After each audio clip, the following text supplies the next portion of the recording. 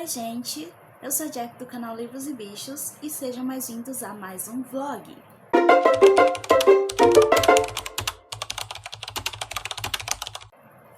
Eu já comecei o dia lendo, tá?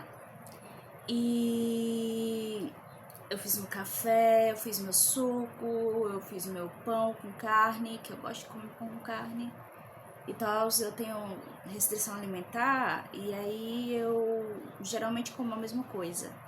E aí, nesse meio tempo, eu li A Noite dos Mortos-Vivos. Eu tô na página 70. Tô na página 70. E foi anunciado que esses mortos-vivos, que eles não sabem ainda que são mortos-vivos, né? Eles consideram que eles são tipo alienígenas. Aí, foi descoberto que eles comem as pessoas que eles matam, né? Então, eles se alimentam de seres vivos, né? Ou mortos. Enfim, eles se alimentam de humanos. E aí, a Bárbara entrou em surto porque ela descobriu que o irmão dela foi uma dessas vítimas, né? Ela sabe que ele tá morto, né? Ela só não tinha ainda digerido essa informação, né? Mas ela sabe que ele tá morto. Eu achei que ela não sabia, mas ela sabe. E aí o Ben descobriu que tem outras pessoas escondidas no sótão dessa casa em que ele e a Bárbara estão, né? Pessoas que não se deram ao trabalho de tentar ajudar quando eles precisaram de ajuda, né? Que são o Tom, que é um adolescente de 16 anos, e tem o Cooper, que é um cara mais velho, e a esposa do Cooper e a filha estão escondidas. Por algum motivo, o Tom e o Cooper, eles saíram de onde eles estavam quando a Bárbara surtou pra ver o que estava acontecendo. Acho que foi isso. Mas, enfim, eles podiam ter ajudado antes, né? Quando o Ben tava lutando contra os bichos lá, mas eles estavam escondidos, bem escondidos, né? E segundo o Cooper, o mais seguro é ficar no sótão, né? Mas para o Ben, o mais seguro é ficar na parte de cima da casa. E aí ele e o Cooper não se deram bem, né? Saíram quase no tapa. E o Tom tá tentando fazer trazer um pouco de paz em meio a essa briga dos dois. Tá tentando reconciliação, digamos assim. E foi isso que eu li em A Noite dos Mortos-Vivos hoje. Já comecei por esse livro porque eu tava bem curiosa pra saber o que ia acontecer, né? E eu tinha visto de relance que a mensagem do rádio ia mudar. E eu tava curiosa pra saber o que a mensagem nova ia dizer.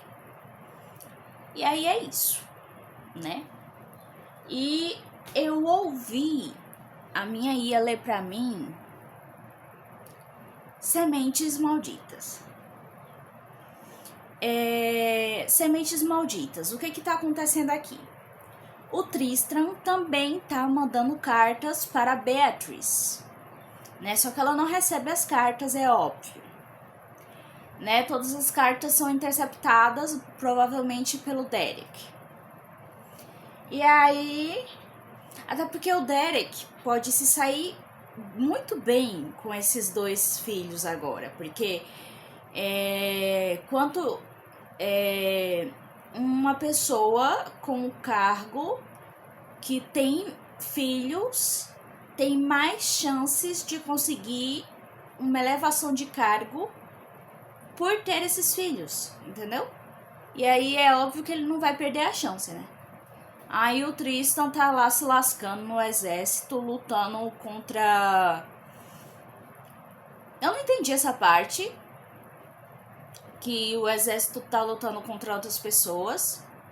Eu não entendi muito bem.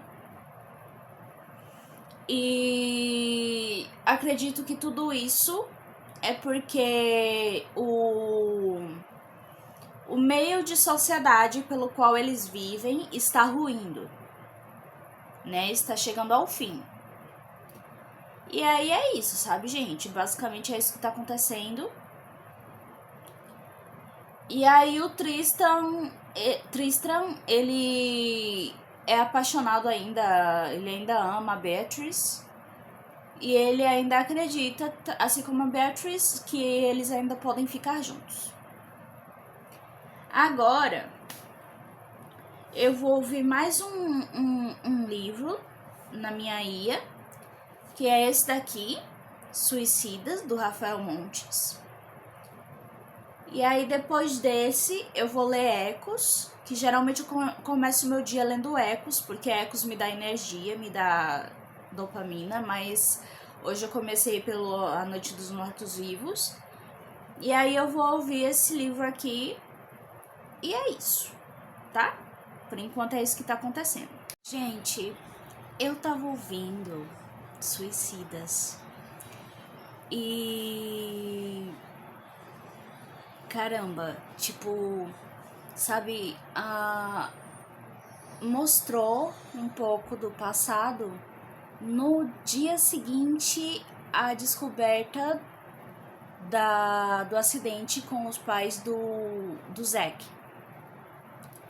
Só que acontece que os policiais foram falar com o Zack, o Alessandro tava junto, e aí disseram que os pais dele foram assassinados, né? Foi sabotagem nos freios. Não tinha problema nos freios, foi sabotagem.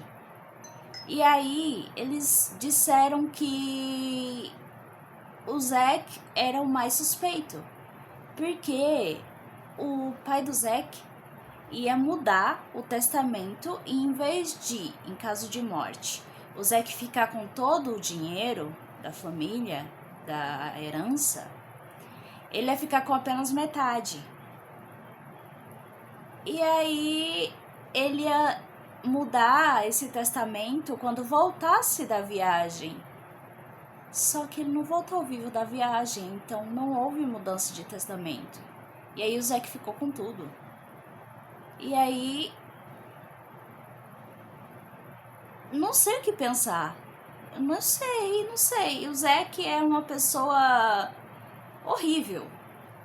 Então, sim, acredito que ele seja capaz de uma coisa assim, mas... caraca, tipo...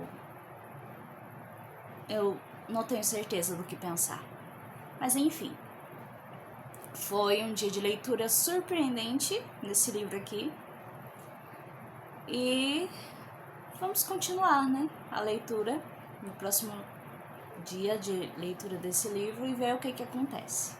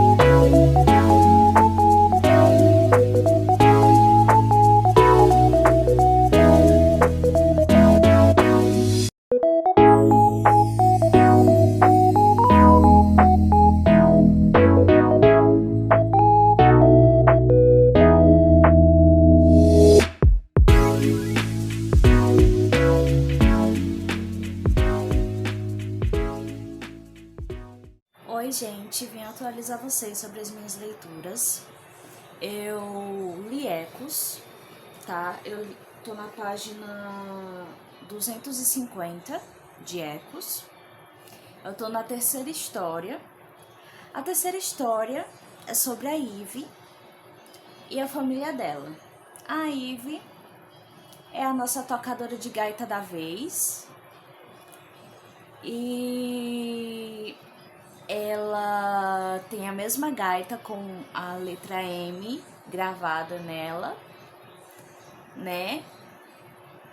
Que, como eu já disse, provavelmente é a gaita do Frederick, né? Da primeira história. E aí, o que acontece? A Ivy e sua família estão sempre mudando de lugar. E aí, ela e a família vão para esse lugar. E aí, lá ela começa de novo, né, na escola, ela vai para o 5º ano. E o irmão dela, o Fernando, ele escolhe se alistar no exército, né? É o primeiro dia dos 18 anos dele e ele decide se alistar ao exército em segredo, né? E aí a Ivy, desde o começo, ela se destaca na gaita, né? A professora dela diz que ela é muito talentosa e ela acha que vai ficar naquele lugar e é isso. E chega o momento em que o irmão dela tem que ir para o exército, né? Ele se inscreveu, ele não foi direto para o exército, ele se inscreveu naquele dia, né? Que era o primeiro dia de aula dela, no 5º ano também, e era o aniversário dele.